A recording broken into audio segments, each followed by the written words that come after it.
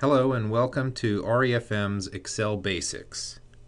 While you likely already know what Microsoft Excel is, I will give a brief explanation nonetheless. Excel is a spreadsheet software program that has hundreds of millions of users around the world. It was launched in 1985 and has proliferated along with the Microsoft Office platform.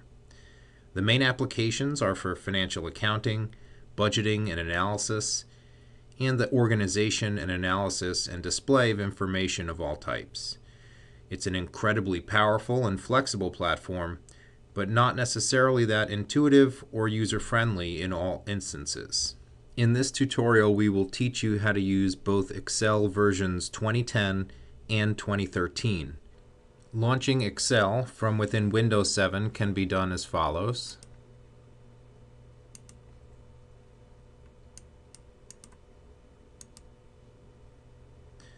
And launching it from Windows 8 can be done from the main dashboard. This is Excel 2010.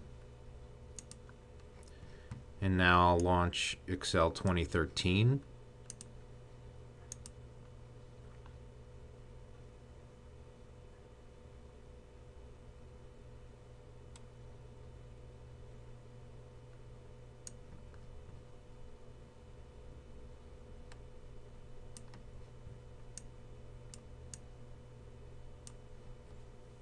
To launch a blank workbook in Excel 2013, you can select this item here and double click on it. The first thing that we'll want to do is to save this workbook. We can see that it was as a default named Book 1, and in this case was as a default named Book 2. To do this, we can do File, Save As, and then give it a name and save it in a place where we want it to be saved.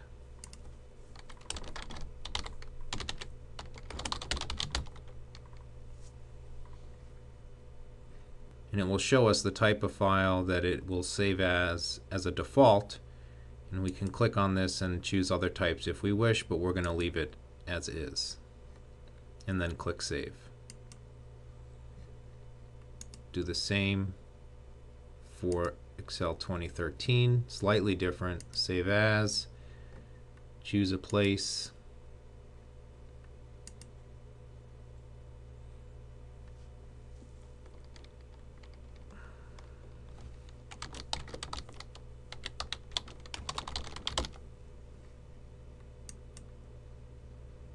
as we stated, Excel is a spreadsheet, which is a grid-based user interface that overlays a database, which is capable of performing functions on the contents of the various cells in the grid.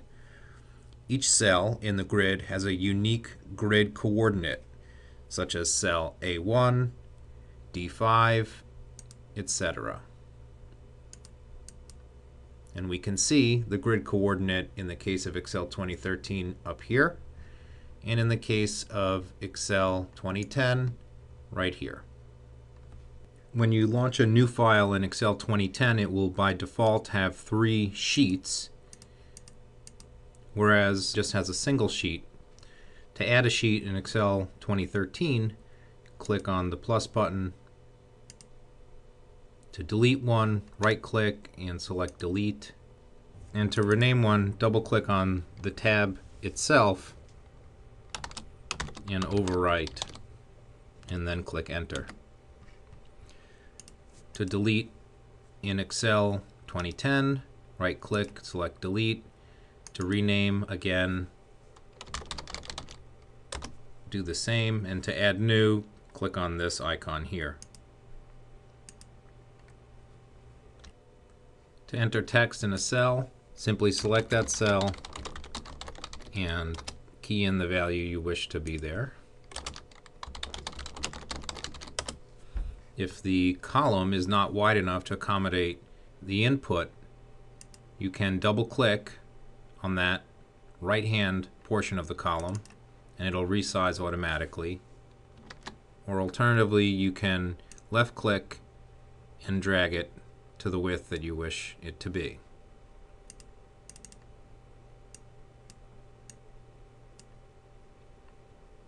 To zoom in or out of a sheet, you can do so down here.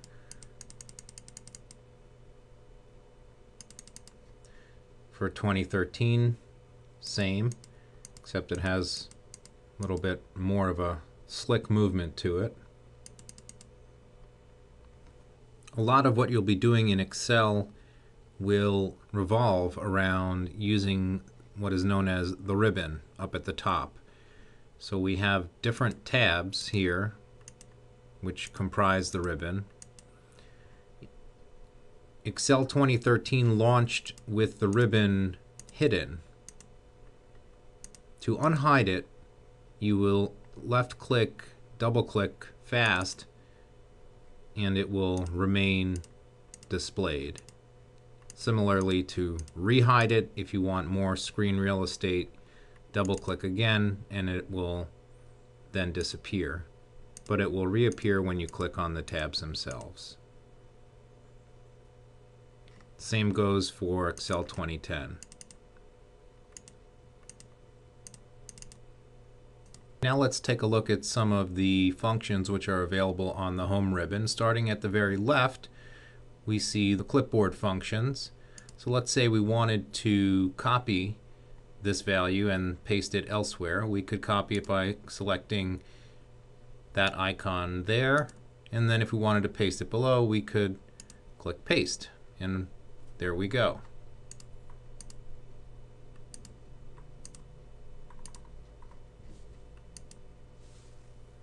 If we wanted to instead cut that value and paste it elsewhere, we would select the scissor and then paste it, and that will move it.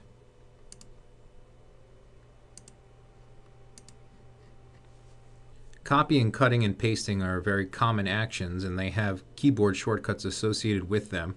For example, copying is Control-C, pasting is Control-V, cutting is Control-X.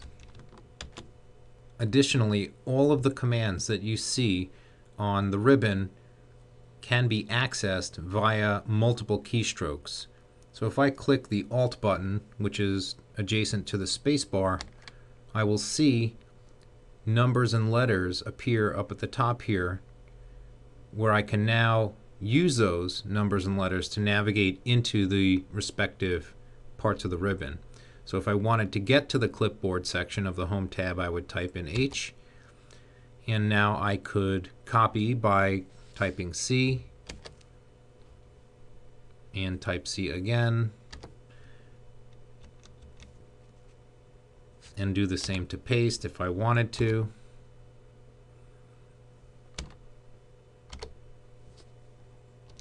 And so naturally there's a lot of choices in there, and it takes some time to get used to it. But if you are not partial to using your mouse and you prefer to use the keyboard commands, that is at your disposal. The next section over on the Home tab is the Font menu. And so if we wanted to change the font here, we can select from all of these preloaded font types, and we can change the size as well. We could alternatively change the size in this way. We can change the color. We can highlight the background of the cell, underline, italicize, bold, unbold. Similarly, we can align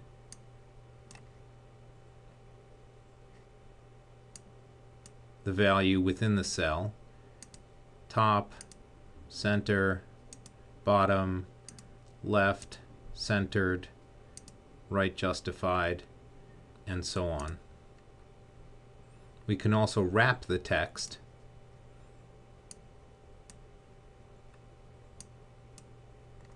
using this icon here, and we can also make the text span multiple columns by using the merge and center icon.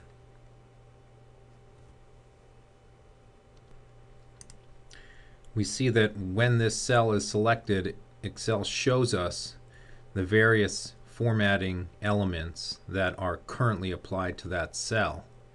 If I click away to an empty cell, all of those things will go away except for the one which is still in place, which is the bottom align. Let's move on to numbers now. Here we've entered in 25 into cell C11, and if we wanted to increase the number of decimal places, we can use this icon here. Decrease as such. Make it a percentage as such. Undo, Control Z. Make it a currency amount of these various types, and so on. We can also format cells using Control 1 to bring up the format box, and this will allow us to choose from all of these different category types and alignments and fonts and borders and so on. Again, that was Control 1. The Cells menu will allow us to insert cells, shifting cells down, right, or an entire row or an entire column. Delete.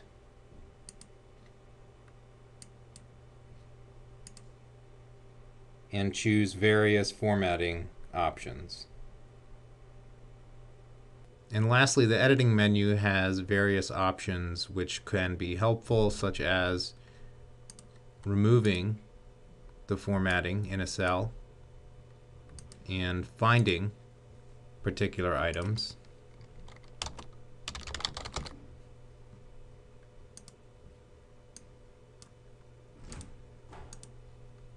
Next, let's take a look at the Insert menu. Looks a little bit different between 2013 and 2010, but it starts on the left here with tables, which include a pivot table and a regular table.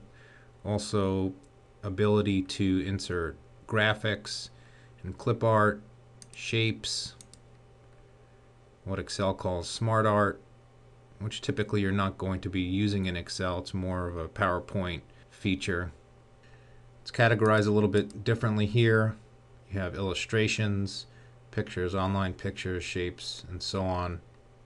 So let's say we wanted to insert a picture for one reason or another. We could do so as such, and then we can resize it by taking the corner here, any one of the corners, and scaling it down like that. If we wanted to get rid of it, we can left click on it and then press delete. If we had a data series and we wanted to graph that data series, we can select it and then under charts choose a column chart or a line chart, and it will insert that graph into the worksheet for us. Again, we can resize it as such.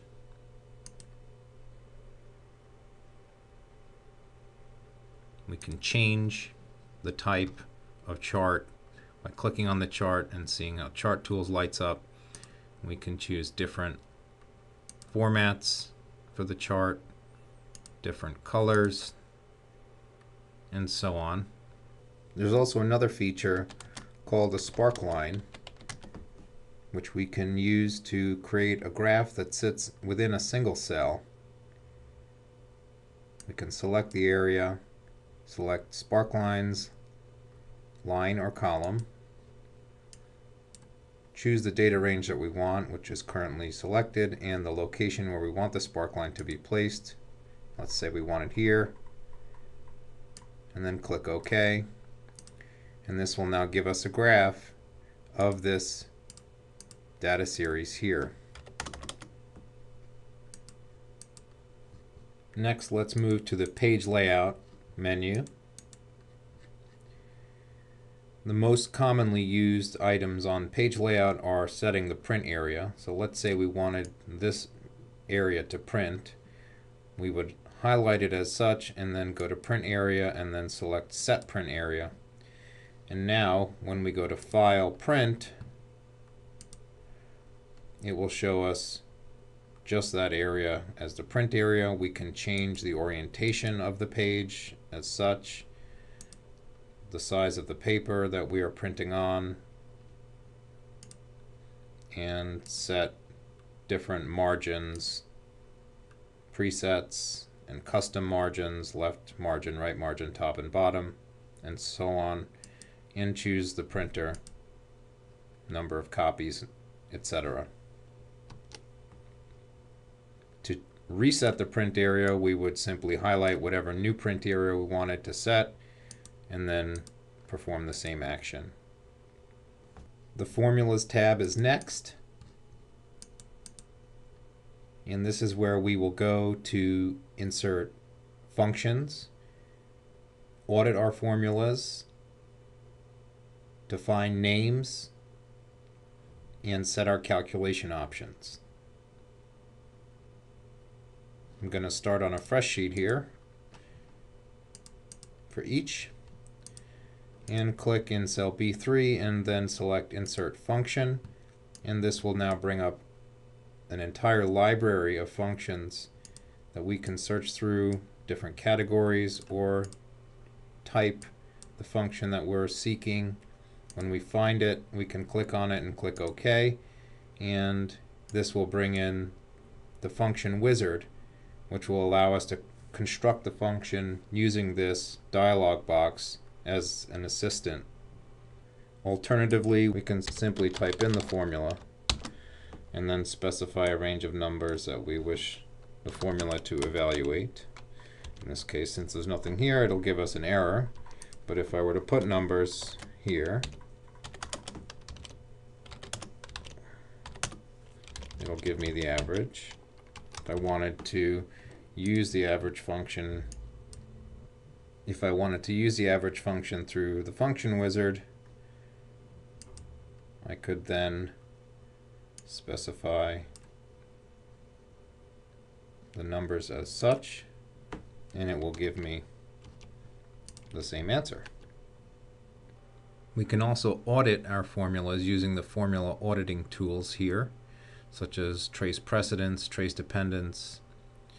So if we were to select cell C4 here and then trace its precedence, it will show us that all of these cells impact the formula that sits in this cell. We can trace dependence to see where this cell impacts, but in this case it'll show us that there are no dependents. If we were to link something to this cell, we can remove the arrows as such and then trace the dependence. We'll see that in this case, yes, now this does have dependence. And so this is a good way to visually inspect formulas. Under the calculations option section, we can choose whether we want calculations to be run automatically except for data table calculations, or manually. If we choose manual, this will require us to hit the F9 key when we want calculations to run. Next is the Review tab, which will allow us to enter in comments. As such, once there is a comment in the cell, it will show with this red triangle. We can then right-click on it and choose to show it or not. We can also show all comments or hide comments using these buttons here. And we can move from one comment to the next using these buttons here. Next is the View tab, where we can change the workbook views. We're currently in normal view in both of these.